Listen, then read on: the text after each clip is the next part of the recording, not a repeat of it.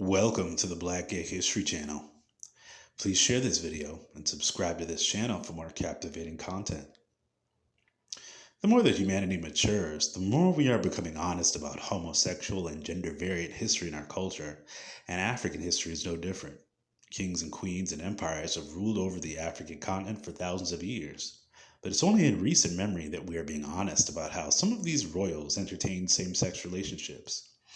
Even some of these great rulers defied strict gender norms and the two-sex binary, illuminating the truth that gender diversity is and has always been a part of human history and culture. Though there are likely many African royals throughout history that were gender diverse and had same-sex relationships, here's a quick list of just 5 LGBTQ royals in African history. Pepe II, Pharaoh of Egypt. Pepe Neferkare II was a pharaoh during ancient Egypt's Middle Kingdom, more than 2,000 years ago. Though he was known to have many wives and consorts, there is a popular gay love story about him that has survived throughout the ages.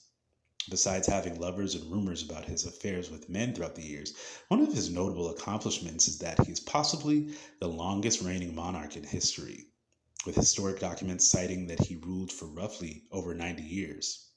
Born in 2284 BC, in the 6th dynasty of the Old Kingdom, Pepe II took the throne at the age of 6 after the death of his predecessor, Nemtiemsef I. According to Wikipedia, only a small number of pharaohs were immortalized in ancient fiction, and Pepe II may be among them. In the tale of King Neferkare and General Sassanett, 3 fragments of a papyrus dating from the late New Kingdom report clandestine nocturnal meetings with a military commander. As the story goes, when one of Pepe's citizens comes to ask for the pharaoh's support on domestic matters in the royal courtroom, King Pepe allegedly ignores the man's requests while telling the royal musicians to drown out his questions. After being consistently shut down, the citizen asks his associates to spy on the king. Eventually, the spy learns that at night the pharaoh would leave his chambers to visit his loyal general Sassanet's quarters, and after seeing him revisit Sassanet's chambers night after night, the spy tells the citizen, quote, "His Majesty went into Sassanet's house and did to him what His Majesty desired." According to Egyptologists, this phrase is a common description for sexual intimacy in an Egyptian literature. This should come as no surprise because if the ancient Egyptians lived and reigned for thousands of years, it only makes sense that many of them had sexual relationships with other men and had the power to enjoy these relationships without much backlash from their subjects. Hatshepsut, Pharaoh of Egypt. One of the most powerful people in the ancient world, the world-renowned Pharaoh of Egypt, Hatshepsut, was born a woman but ruled Egypt as a male pharaoh, wearing masculine clothing, being referred to with male pronouns and being depicted as a man in paintings and hieroglyphs. Hatshepsut ruled in the 1400s BC and was the 6th pharaoh of the 18th dynasty. According to Wikipedia, he was the 2nd confirmed female to rule all of Egypt after Sobekneferu in the 12th dynasty. He would have a child with Thutmose II, his brother, who was considered a lesser son of the pharaoh prior, Thutmose I, until he married and had a child with his royal sibling, Hatshepsut, who had more claim to the throne than he did. I also think it's interesting that their child together, Princess Neferu, had the same name as the woman who reigned as pharaoh so many years prior. Was the princess named after this powerful pharaoh because Hatshepsut wanted to instill female power in their daughter? I'd like to think so.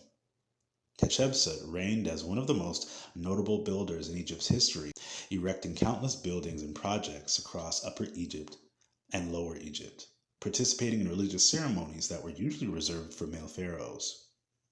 Hatshepsut even wore traditional false beards like other male pharaohs and was called king in royal inscriptions, and is still considered one of the best pharaohs to ever record their own building achievements in historic hieroglyphs and papyri records. Strangely, Thutmose III, a pharaoh who came a generation later, tried to erase his great predecessor Hatshepsut's achievements, which can either be seen as acts of patriarchy, transphobia, or both. He tried his best to have Hatshepsut's legacy destroyed, having stone carvings erased all over Egypt and demolishing projects commissioned by Hatshepsut.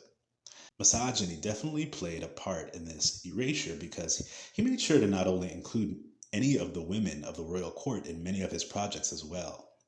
It seems even on the Wikipedia page, most scientists agree that the effort to destroy Hatshepsut's legacy is one of trying to erase the accomplishments of a powerful person who was born female. King Enzinga of Angola. During Africa's colonization throughout the 17th century, many African royals resisted colonization, and one of the fiercest warlords of the time was King Enzinga of the Ndongo and Matamba kingdoms, which were in what is now modern-day Angola. Anna Enzinga was born and raised female, a princess and heir to their father's ruling family of the kingdom of Ndongo.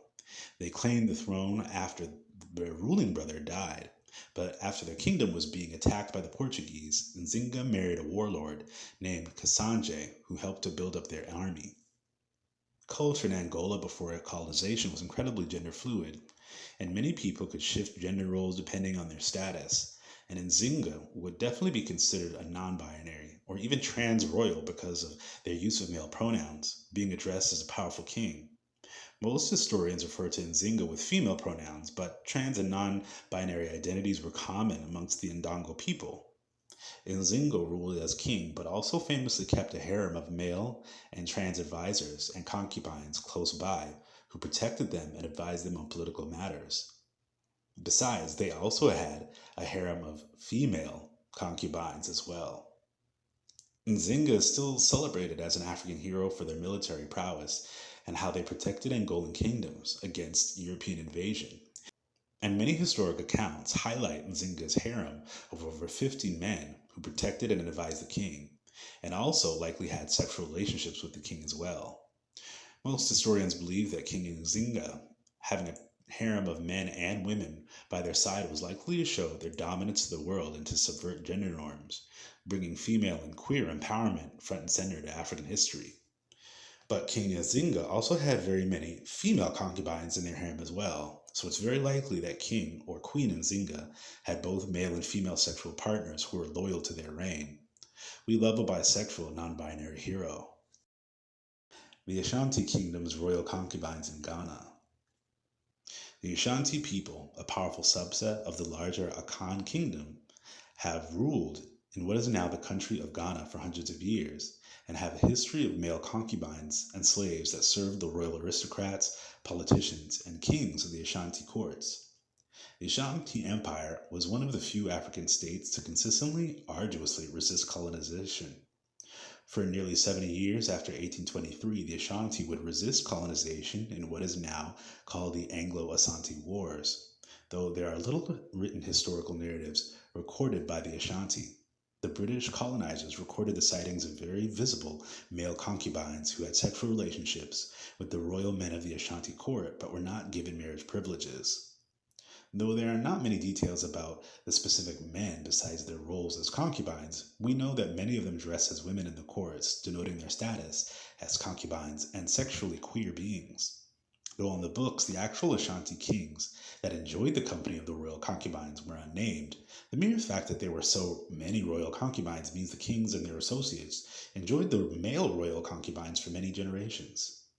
As concubines and as men or trans women, these feminine presenting Ashantis likely lived relatively comfortable lives but had little social or political autonomy, and a terrible custom that came with being a royal's male concubine was that sometimes, if the master you were serving died, you would have to be executed along with him, having served your royal purpose. Male concubines and eunuchs having relationships with the most powerful men in Africa is no longer a secret, but now, descendants of these very same leaders vilify gay men and LGBTQ people in their home countries. The Ashanti people have a beautiful culture and history that at one point in time did not repress intimacy between men. Kabaka Monga II of Uganda. Kabaka Monga II was a Ugandan king that ruled in pre-colonial Uganda at the age of 16 in 1884. Though many powerful men in this culture were polygamous, including Monga, who had at least 16 wives, it was well known throughout his kingdom that he also enjoyed the physical and romantic connections with many of his male subjects as well.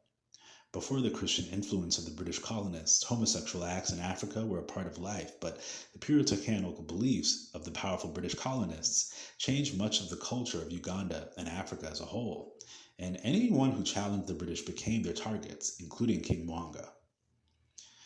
King, or Kabaka Monga, was known to resist converting to Christianity in British colonization, as well as resisting giving up sex with men. When many of his subjects and royal concubines became Christian, and some of his previous lovers began to deny his sexual advances because of homosexual acts were frowned upon by the British, King Mwanga executed the subjects who spurned his advances. Eventually, in 1884, King Mwanga was overthrown and replaced by his brother, and eventually the British would colonize Uganda entirely. I think it's ironic that today Uganda has made a name for itself on the global stage as a country that has consistently legalized the persecution of LGBTQ people, saying that queer identities are Western imports, yet it was a king that loved the company of men that tried to protect his people from British exploitation and the colonization in the first place.